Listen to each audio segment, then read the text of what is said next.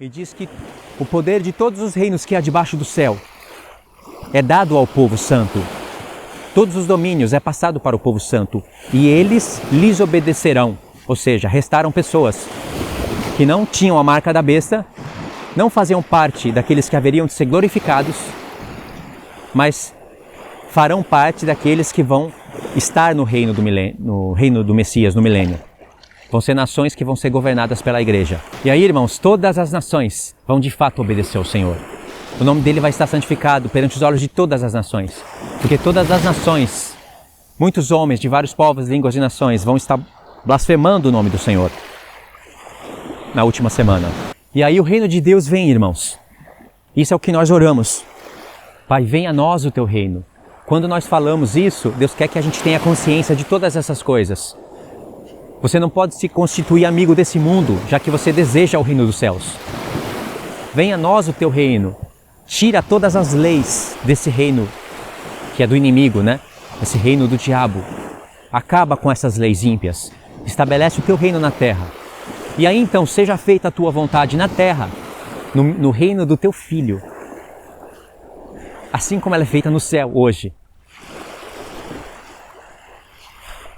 E essas foram as palavras do nosso Senhor. Por exemplo, lá em Ezequiel, capítulo 36, você vai ver que Deus fala que vai fazer a reivindicação do santo nome dele. Ou seja, ele vai santificar o nome dele, o grande nome dele, que foi profanado. E no mesmo contexto ele fala, eu vou tirar o coração de pedra que há em vocês, eu vou colocar um coração de carne, vou pôr um espírito novo, e vocês vão obedecer às minhas leis. A nova aliança, irmãos. A nova aliança faz parte do processo de santificação do nome do Senhor. A nova aliança está em andamento. Quando ela se concluir, vai se cumprir o que está escrito em Jeremias 31. Eis que vem dias, diz o Senhor, em que farei nova aliança com a casa de Israel e com a casa de Judá.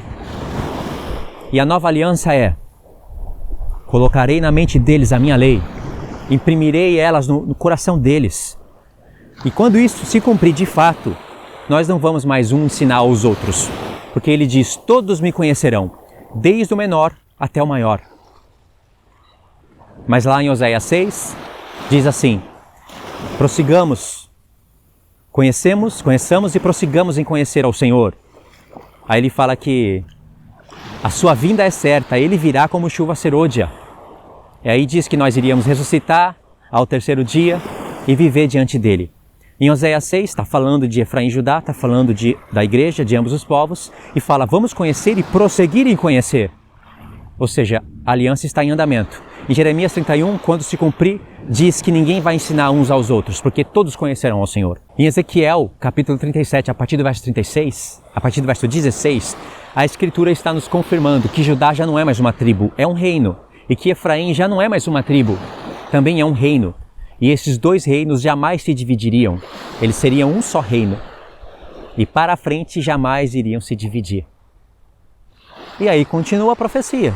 Quando chega no capítulo 38, vai ter Gog e Magog. E vai ter uma parte que Deus fala de novo, que ele vai santificar o nome dele perante os olhos de todos.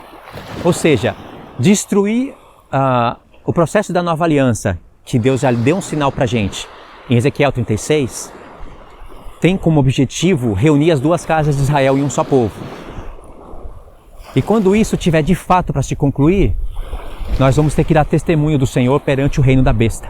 Vai ter marca da besta, ninguém vai poder comprar e nem vender, e esse mundo vai virar um inferno. Então nós vamos ter que dar testemunho diante do Senhor, para que o nome dele seja santificado perante os olhos de todos. E aí vai se cumprir a palavra dele, que ele vai santificar o nome dele, através de nós. E nós santificaremos o nome dele, através do Espírito de Deus. E quando isso se cumprir, Pai, santificado seja o teu nome, e quando for, venha a nós o teu reino. A igreja é glorificada, e aí acaba com os impérios da terra. Quando isso acontecer, o teu reino veio sobre nós, então seja feita a tua vontade na terra, assim como ela é no céu. Aí a terra vai estar em concordância com o céu, porque é o próprio cabeça do corpo que estará na terra, o próprio Messias, no reino dele, por 1000 anos. E aí, irmãos, a oração, a partir desse momento, ela vai tomar um rumo prático. Até agora foi um rumo assim mais escatológico, se bem que eu falei de coisas práticas. Mas a partir desse momento, você vai ver que o Senhor de repente vai falar: pão nosso de cada dia nos dai hoje. Perdoai as nossas ofensas, assim como nós perdoamos aquele que nos tem ofendido. Não nos deixei cair em tentação, mas livrai-nos do mal. Amém. Quando Deus fala essas palavras, irmão, é para você ter ciência de uma coisa. Se a partir do momento que você chegou no teu conhecimento o significado real das palavras da oração do nosso Senhor, então você vai saber que você não pode desejar as coisas desse reino. Você vai agradecer pelo pão de cada dia. Isso está nas palavras do Senhor dentro do próprio sermão do Monte das Oliveiras, não está? Um dia eu vou ampliar essa palavra para vocês, mas ele ensina isso. Por exemplo, ele fala assim: não se preocupeis com o que vocês vão comer ou beber, ou com o que vocês vão vestir, como fazem as nações. Mas busquem o reino de Deus e a sua justiça em primeiro lugar, e essas coisas serão acrescentadas. Ele fala isso no mesmo contexto que ele ensina as pessoas a orarem, é o mesmo cenário. Não mudou o cenário. Você vai ler Mateus capítulo 5, a partir do verso 1, até Mateus capítulo 8, verso 1. Então, o pão nosso de cada dia nos dai hoje. Sabe por quê, Senhor? Porque eu estou buscando o teu reino em primeiro lugar. Venha a nós o teu reino. Então eu não posso me preocupar com o mal de amanhã, e sim com o mal de hoje. E agradeça a Ele por isso, pelo pão de cada dia. E Ele vai falar uma coisa incrível.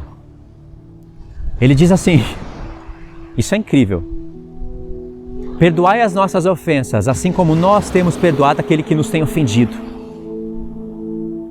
Aí está as 70 semanas, irmãos. O Senhor não está dizendo: Pai, nos ensina a perdoar os nossos irmãos assim como o Senhor nos perdoou. Nos ajuda. Ele não está dizendo isso, embora isso seja a realidade. Isso está implícito. Você tem que perdoar os irmãos com o mesmo perdão que Deus nos perdoou.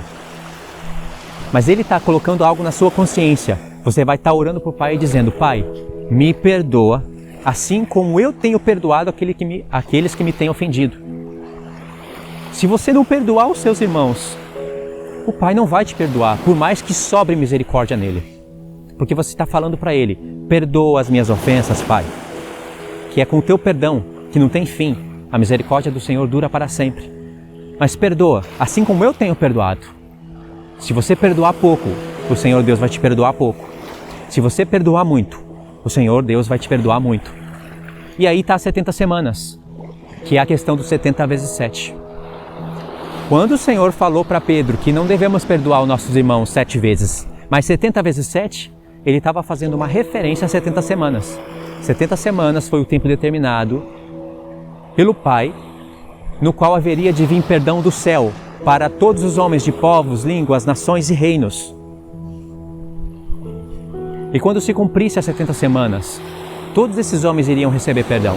Então o Pai perdoa homens de povos, línguas, tribos e nações todos os dias, o tempo todo, até o fim da vida. E se esse foi o perdão do Pai, assim deve ser o nosso perdão.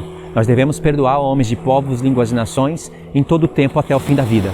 Quando isso acontecer, se completa as 70 semanas e o reino de Deus vem. Porque quando se completar as 70 semanas, vai ter fim de pecado. 2, cessada a transgressão. 3, o expiar da iniquidade. 4, justiça eterna. Só aqui nós já temos um reino estabelecido. O expiar da iniquidade faz referência ao dia da expiação, depois das trombetas, que está na nossa frente. Justiça eterna é a conclusão do expiar da iniquidade. Justiça eterna no seu reino, na sua igreja. Ainda que há de acontecer eventos depois do milênio, no reino do Messias vai ter justiça, paz e alegria. E nos seus santos já acontece justiça eterna, porque os seus santos são primícias. Eles desfrutam primeiramente das coisas. Como Paulo disse, nós somos primícias. Temos as primícias do Espírito. Então por isso que diz: fim de pecado, cessada a transgressão, expiar da iniquidade, justiça eterna. E se tem justiça eterna, sela a visão, sela a profecia. E o santo dos santos seria ungido. Nós temos um reino estabelecido aí. Por isso que o Pai disse: perdoa as nossas ofensas, assim como nós perdoamos aquele que nos tem ofendido. Não nos deixei cair em tentação. se é verdade que você vai santificar o nome do Senhor, e para isso é preciso você ser encontrado santo, você deve orar ao Senhor. Orar e vigiar em todo o tempo, para não cair em tentação. Não é somente orar e vigiar. Se você só orar e vigiar, vai ter uma hora que você vai cair em tentação, porque não estaria sendo em todo o tempo. Se você orar em todo o tempo, mas não vigiar em todo o tempo, você vai cair menos em tentação, mas você vai cair. Se você orar não em todo o tempo e você querer vigiar em todo o tempo, a sua vigilância não vai ter poder por causa da oração que não estaria sendo o tempo todo. Em uma hora ou outra você vai cair. Tem pessoas que não oram e nem vigiam e sempre estão caindo em tentação.